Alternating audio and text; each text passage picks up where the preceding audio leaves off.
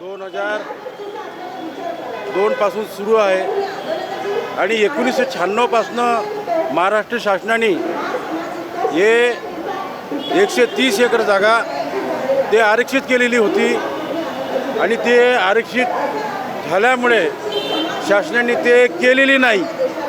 या अगोदर 2008 NITने त्याचं टेंडर काढलं होतं।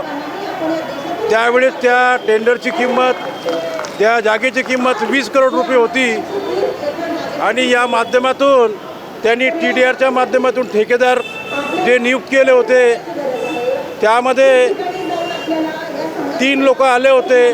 पण त्यावेळेस आमची मागणी अशी आहे की ती 30 एकर जागा आहे, 130 एकर त्या ठिकाणी doctor Babasaheb Ambedkar international park झाल्या पाहिजे आणि तिथले जे भूमाफिया आहे त्यांनी खोटे नाटे कागद ते तयार केले, त्याच्यावरती कारवाई झाल्या पाहिजे।